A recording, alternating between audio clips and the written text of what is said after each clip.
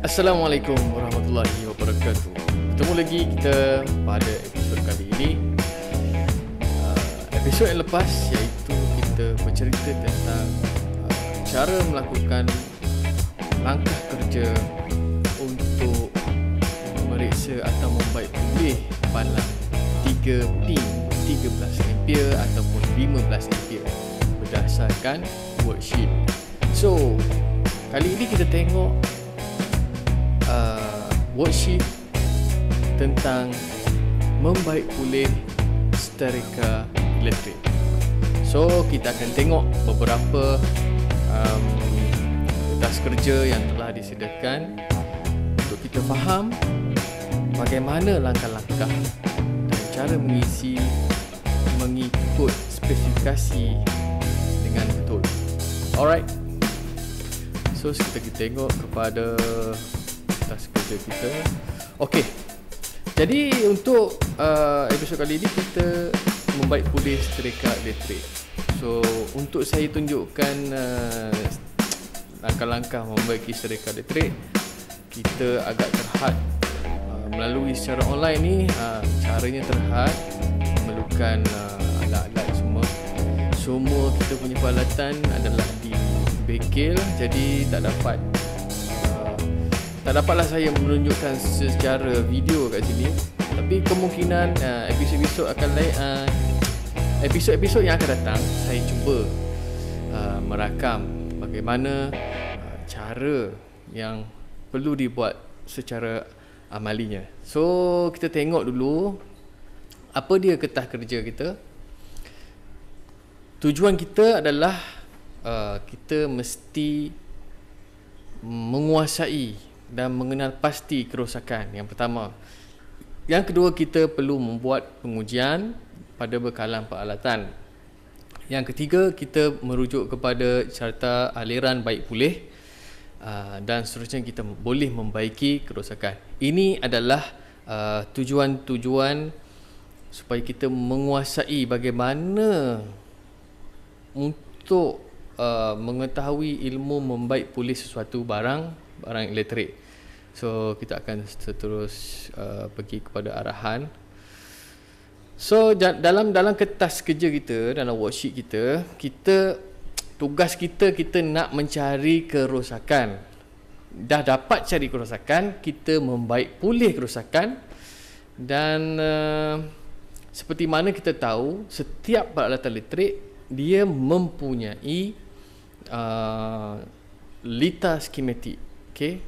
Lita skematik ni biasanya dalam bentuk lukisan ataupun data dan jadual. Okay? Bagaimana kita nak dapatkan lita skematik? Biasanya kalau kita membeli barang elektrik yang baru, dia telah menyediakan satu manual. Okay? Dalam manual barang elektrik tu biasanya dia menunjukkan jenis model, nombor berapa, dan juga dia mempunyai beberapa data ringkas tentang lita yang terdapat pada barangan elektrik. Setengah barang elektrik dia tidak menyediakan lita skematik, okay? Kecuali pada barang elektrik tersebut dia sudah lukis secara ringkas. Okay? So kita perlu tengok dekat sini, kita perlulah sediakan. Kalau tak ada, kita perlu cari gambar rajah skematik yang hampir sama dengan barang yang kita hendak melakukan pembaikan. Okey, baik. Contoh dekat sini kita tengok rajah 1/A adalah lita skematik mudah seterika elektrik. So lita ni secara mudah dia telah ringkaskan. So ada beberapa komponen-komponen dekat sini. Contohnya wire live. Okay, dekat sini ada wire live, sini ada wire neutral, dan kita ada pelaras suhu, elemen pemanas serta dia punya grounding lah, earth. Okay. Okay, baik. Secara gambarannya yang saya dapat tunjukkan, sebuah setrika elektrik dia mempunyai komponen-komponen yang secara fizikalnya kita boleh lihat dengan mata. Okey. Antaranya kita boleh tengok dia ada kabel bekalan. So dekat sini ada kabel bekalan yang ada palam 3 pin ni, okey. Ada plug ni. Ada pemegang, ada penutup belakang dan juga ada lampu pandu, ada penutup badan dia, dan di dalam penutup badan ni kita ada laras suhu, dan di bawahnya kita ada elemen pemanas dan juga plat kadaran. Okey. So ini adalah rajah 1/B setrika elektrik. Okey, baik. Peralatan atau bahan yang diperlukan untuk memulakan langkah pembaikan. Tentunya kita perlu setrika elektrik lah.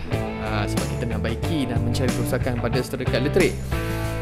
Dan kita ada meter pengujian. Okey, baik. Meter pengujian. So di sini kita tengok meter pengujian. So di sini ada sebuah meter pengujian. Okey. Apa nampak dia punya nombor ni. Okey. Ini adalah meter pengujian. So dalam meter pengujian ni dia ada, okey. Dalam meter pengujian ni dia ada satu wayar merah. Okey. Ada satu wayar merah dan dia ada satu lagi dia punya wayar hitam. So ini adalah dua terminal, positif dan negatif lah biasanya kan. Okey, dia positif dan negatif lah pada ni. Ini adalah untuk kita membuat pengujian sama ada voltan, pengujian sama ada nilai rintangan dan juga julat-julat tertentu yang terdapat pada digital meter. Yang saya pakai sekarang ni adalah multimeter digital. So yang ada jarum tu dipanggil multimeter analog. So dekat sini kita tengok bagaimana kita nak tentukan julat. Okey. Nak tentukan dia punya julat. Okey. So dekat sini saya perlu adjust sedikit lah supaya kita nampak. Okey. Saya cuba dekatkan dengan kamera kita. Okey, alright. So yang pertama kita tengok dekat sini. Okey. Saya cuba kalikan lampu dulu, lampu ni mengacau. Okey, alright.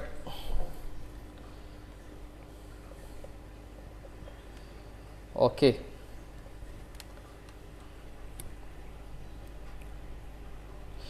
So dalam ni multimeter ni kita boleh adjust dia punya julat dia lah. Okey, sama ada voltan, arus terus ataupun arus ulang-alik.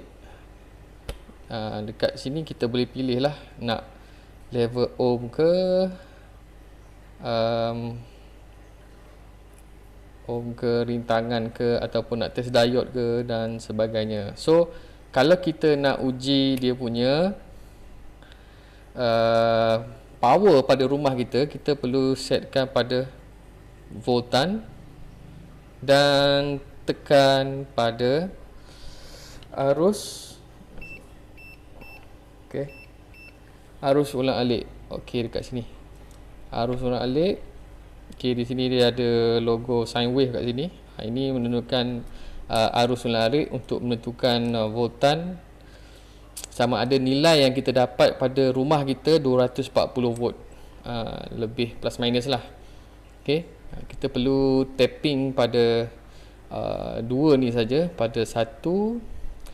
Yang merah ni adalah pada wire live dan yang hitam adalah pada wire neutral. So kita boleh tahulah dia punya punca kuasa bekalan yang ada di dalam rumah, sama ada ataupun tidak. Okey, alright. Itu kita nak kena pasti bekalan. So kita tengok balik kertas kita, di mana kertas kita. Okey. Yang kedua tadi adalah meter pengujian. So saya dah tunjukkan sedikit sebanyak meter pengujian. So seterusnya kita perlu ada pena ujian dan alatan tangan lah, alatan tangan. So baik, bagaimana kita nak tentukan alatan tangan? Okey. Alatan tangan biasanya kita ada inilah. Okey. Ini pada saya ni. Oh, nampaknya ada skru ni. Okey. Ini adalah test pen. Okey. Sebuah test pen. Okey, test pen. Okey, test pen ni biasanya dia boleh mengesan arus yang mengalir. Okey, bila kita cuba tekan di sebelah sini, okey, dia boleh tekan. So dekat sini kita boleh tahu, dekat hujung ni kita boleh tahu, kita boleh tapkan pada wire live, dan di hujung jari sebelah atas ni dia akan akan apa? Dia akan menyala. Okey. Contohnya dekat sini saya nak tunjukkan macam mana dia boleh menyala. Okey. Macam mana boleh menyala? Okey, dekat sini. Okey, saya cuba buat. Oh, tak ada. Tak nampak. Okey, menyala ke tak? Tak nampak. So saya cuba carilah solution macam mana nak buat. Okey. So dekat sini kita ada extension wire. Okey, extension wire. Kita cuba on dengan dia, dan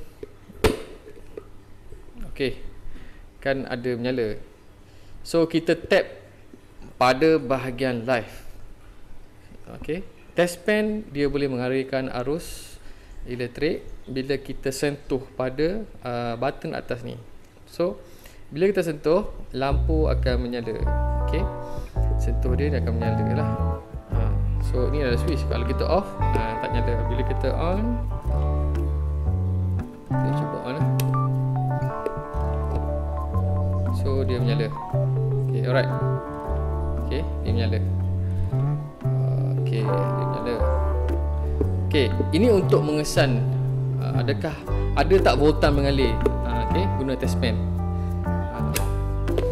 Okay, itu adalah salah satu contoh lah test pen. So additional kita perlu ada kalau kita nak membaiki sesuatu. Kita perlu ada yang ini yang dipanggil voltage detector. Okay, dia ada banyak jenis. Ada warna merah, ada warna orange, hitam. So ini yang saya guna adalah yang jenis daripada voltage detector. Okay, bila kita on dia, okay, kita cuba on, maknanya dah ada menyala dekat situ kan. So tujuan dia adalah dia function dia lebih kurang dengan test pen. Cuma test pen ni dia perlukan permukaan yang boleh mengalirkan elektrik. Sebaliknya voltage detector ni dia boleh mengesan kehadiran arus elektrik tanpa permukaan yang terbuka. Maknanya kalau ada pendebat dia boleh detect terus saja. Okey. Kalau pakai test pen ada dia punya pendebat dia, tak boleh lah, kita tak boleh nak kesan. Kalau kita guna voltage detector ni lagi senang lah kerja kita. Okey. So yang utama kat ni kita boleh kesan. Okey. Pada wire kita boleh kesan. Okey. Pada wire kita boleh kesan. Bila lampu menyala, dia menunjukkan ada arus yang mengalir, ada voltan yang mengalir. Okay? So biasanya voltage detector ni senang untuk kita mengetahui di mana kabel putus di antara sepanjang wire ni lah. Selagi dia menyala, maknanya wire tu okey lah. So dia ada beberapa fungsi lain. Contohnya ada lampu. Kalau dalam keadaan gelap, contoh dalam TV kan, ini adalah ekstra lah yang perlu kita kita ada lah untuk mempercepatkan kita punya kerja kita. Okay, so kita buat balik. Alright, itu salah satu yang perlu kita tahulah. Okay, seterusnya kita perlu tengok balik kita punya jadual kita.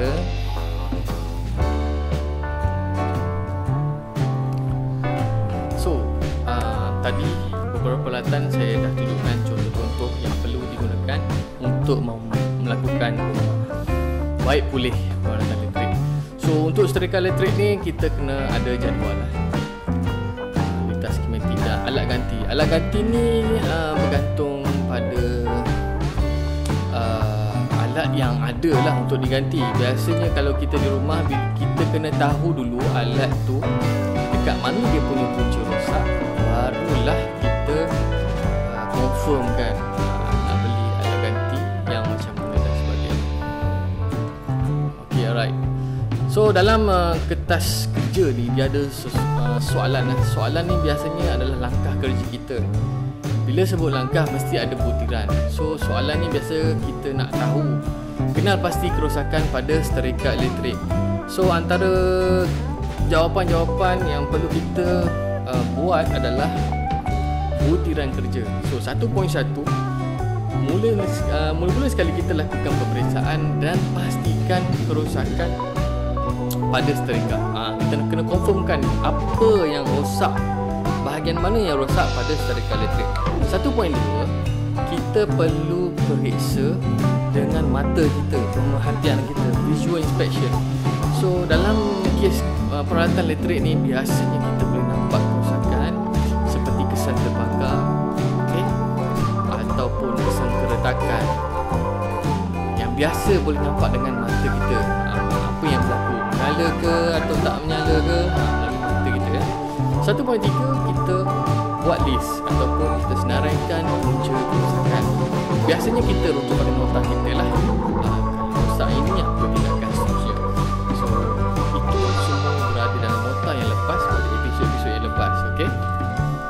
So kedua, kita buat pengujian pada bekalan dan peralatan. Okay. 2.1, macam saya gunakan voltage tester dan juga test pen, kita uji pada punca bekalan iaitu switch utama, pemutus litar arus baki dan PLAB. Pada mana? Di dalam KFA, kotak fuse agihan. 2.2, kita gunakan multimeter sebagaimana saya tunjukkan tadi. Multimeter kita setkan pada ohm meter, pada julat ohm ya, untuk menguji komponen pada setrika elektrik. So kalau kita nak cek ohm meter ni, kita guna pada komponen board elektrik ya. Komponen board elektrik ni kalau kita nak cek dia, kita perlu offkan elektrik. Okay, jangan kita masa kita buka board tu kita on elektrik, jangan, tak boleh. So kita kena off, barulah kita cek satu persatu komponen elektrik. Biasanya komponen elektronik lah yang kecil. Okay. 2.3, kita uji berdasarkan gambar rajah litas skematik. Okey, bahagian mana? Okey tak okey? Bila dah okey, seterusnya next. Itulah contohnya. Kalau kita ada litas skematik, senang. Kita boleh test dia step by step. 2.4, kita guna penguji rintangan penebatan. Okey, penguji rintangan penebatan untuk menguji penebatan pada setrika elektrik. Okey. Kalau penguji rintangan penebatan ni kita guna mega ohm lah. Okey. Mega ohm. So biasanya mega ohm, saya tak dapat nak tunjukkan meter mega ohm.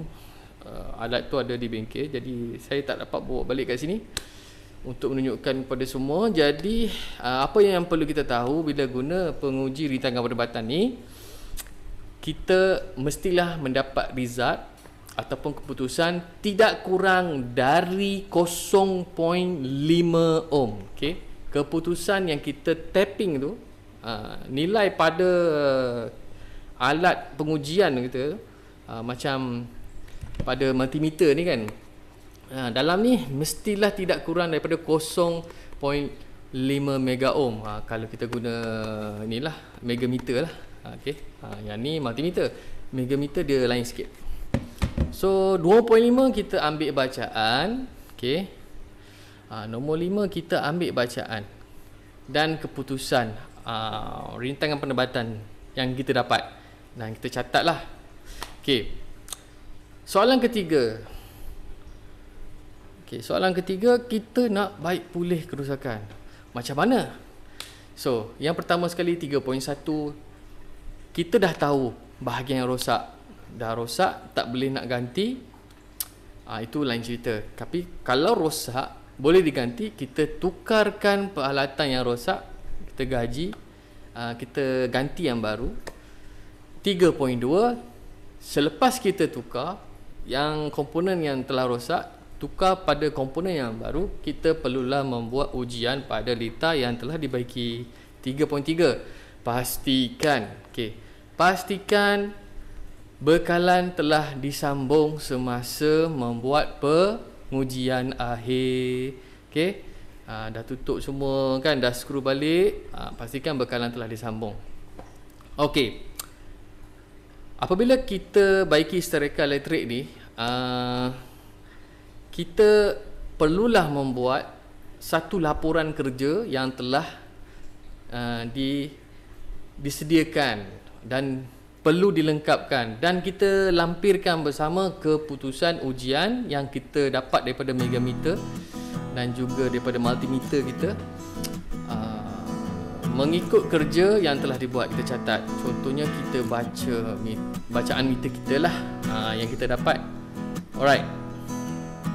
Okey. Itu yang terdapat dalam bacaan. So, ini adalah format laporan baik pulih. So, ada berapa bilangan dia, jenis kerosakan kita nyatakan, dan dalam laporan ni kita dia punya penceritaan detail apa yang kita buat. Okey. Tuliskan ayat ringkas serta yang senang kita faham supaya kita memudahkan kita untuk menyediakan laporan dengan lebih sempurna lah. Okey. Nyatakan barang dan langkah-langkah. Bilangan ni sebenarnya mengikut langkah step by step daripada mula dan sampai akhir. Okey. Itu saja. So, jadilah kita memahami cara membaik pulih, langkah kerja serta butiran kerja yang perlu dibuat untuk membaik pulih stereka elektrik. So, jadi untuk perincian yang sebetulnya kita perlu buat secara rakaman live lah. Macam mana nak uji, macam mana nak buka stereka dan sebagainya, kita perlu leraikan. Kadang-kadang kalau rosak satu, kita buka bahagian yang rosak saja. Ada setengah kena buka semua sekali. Memakan masa. So, ini adalah penerangan tentang worksheet atau kertas kerja yang perlu dilengkapkan oleh pelajar atau pelatih untuk membagi stereka elektrik. So, setakat ini saja. Kita berjumpa lagi pada episod akan datang. Kemungkinan akan masuk pada peralatan elektrik yang lain yang mudah untuk kita baiki. Alright. Sekian dulu daripada saya. Assalamualaikum.